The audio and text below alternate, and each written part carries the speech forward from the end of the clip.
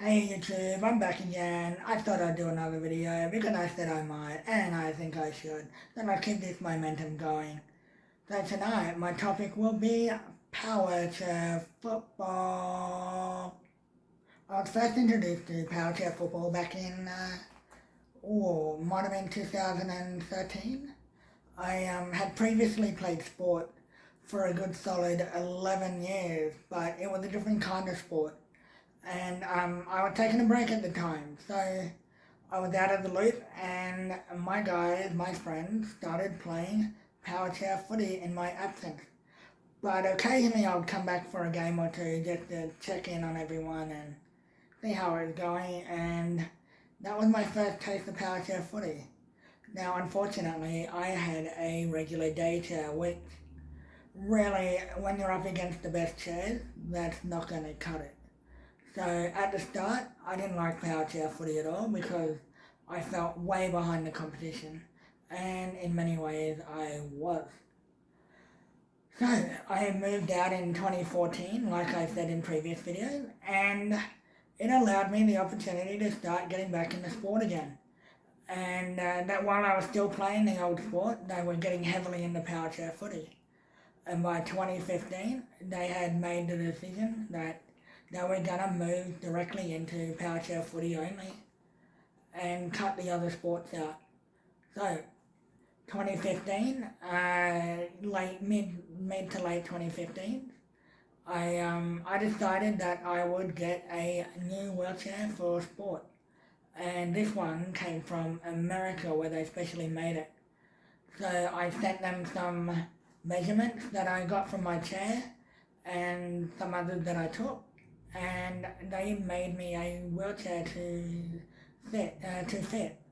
Unfortunately, it wasn't quite what I want. It wasn't quite fitted very well. So I think next time I'm gonna get a proper OT to size me up and get all the measurements right. But back then I didn't do that. So, and I paid the price for many years. But I digress. So late 2015, I secured a strike force, as they call them, from the USA. And to get it out here, it cost me about 17,000 Australian dollars because of the US currency at the time. So it was not cheap. I had it for about a week, and what did I have? I might have had it for a month. So I had it for a month, and I decided I wanted to go down to Sydney with my friends to represent Queensland. And so I went.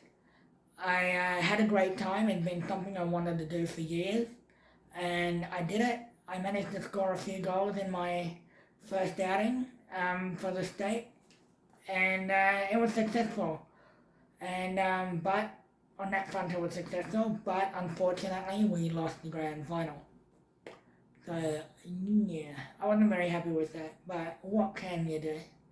It's a team effort. I still regret missing that penalty. Well, it wasn't a penalty, it was a, what do they call them? Shootout, yes. I missed my shootout goal. So we lost, I think, 4-3. Ah, well. So, okay, the next January there was a club competition down in Sydney. So I went down to that as well. And what did we do? We won that, undefeated. So that was pretty cool. I wouldn't say I had a huge hand in it, but you know, I was one of the guys in the team, so I definitely helped in some way. But that was good. And so the following October, I think we had another state championship. And I went down and we got redemption. We went through undefeated and yeah, we won. So that was really pleasing to get that win and just kind of shrug off the 2015 loss that I felt responsible for. So I don't think I went 2017 and at all. I don't think I qualified. A few more guys started getting strike forces, and so getting into the Queensland side was a bit more difficult. So I didn't actually quite have the skills to make the team that year. So, you know, I was pretty cut at the time, but whatever, it happens, you know. If you're not good enough, you're not good enough. So I didn't go at all in 2017. 2018 arrived. I'm really not sure what happened there, but yeah. So again, I didn't really, I didn't have the skills again for the Queensland side. But this year we were hosting that year, 2018, we were hosting the Nationals for the first time. And it was the first time it was being held out of Sydney, so it was a big honour. And we decided the Queensland board that was organising it decided that they wanted to have even teams, so they decided to put in a Barbarians team, which is supposed to be made up of a couple of different states, but in the end it just turned out to be a Queensland Barbarian team. And I said yes, I'd be in it. At the time, I didn't really want to because I was kind of cut about missing the Queensland A team, and that's just my personality. That I'm kind of like that. But looking back, I'm very happy that I did decide to go through with it, and I had a good week, and it was a good learning experience for myself and my young teammates. So I'll definitely do it again. If you're the type of person who's not quite there to make the A team, definitely go for the B team if that's the option around for you. So yeah. 2019. Oh, well, yeah, again, I'm not sure what happened. I don't know if there was a club championship, and there definitely wasn't a state championship because they had a international cup on down in Sydney, so state wasn't on. And then last year there was a club championship down in Sydney last January, and my team, first time that we actually had local teams compete instead of having one represented team or two. So we took our local teams down. So my team is the Lions, Powerchair football side club, and we're a mixture of experienced and inexperienced, and so we ended up coming 9th out of 11 teams. I know it probably wasn't what some of us expected, but there were some quality players in Australia, so I definitely think that we gave it our all and we gave it our best, and I think it will be better for that experience when we go down again, hopefully, maybe this year if they're going to hold it this year in October. So I'll keep you posted on that if you want to come and watch the games in Homebush. So yeah, that's last year COVID happened, so it pretty much wiped out most of the year. So yeah, no state, and I don't think they're gonna hold state anyway. So this year they're gonna hold club championship in October, I believe. They didn't hold it in January this year.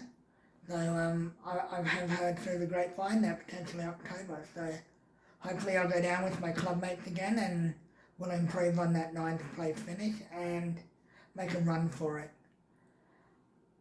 So yeah, that's my Powerchair footy journey so far. I've had some cheers and some I want to say crying sessions, but I don't want to. I'll keep this in, but yeah, not so fun times. But I think that's just me, you know, the way I handle things. So that's not what this video is about. This is about Powerchair footy. So check out your local teams wherever you live. If you're in a wheelchair full time, or you use a wheelchair of any type, well, an electric wheelchair helps. So, but we do have manual wheelchairs play in other states. So if you use an unstick wheelchair and you're looking for a bit more combative sport than what bocce will give you, non-contact, but it gets very combative. So yeah, just check out Powerchair Football through Google, or maybe I'll drop a link down below. Remember to comment, like the video, subscribe if you haven't already. Drop me a line. I might even leave a link to one of the games we played last year. It was only one of 2 games that we played, but it'll give you an idea of the sport that I so dearly love. So yeah, drop a comment below, subscribe, all that jazz. I'll catch you on the flip side. Maybe we'll do another video tomorrow. Let me know what you want to hear from me. What questions do you want answered? Your burning questions answered. And we'll see you later. See ya.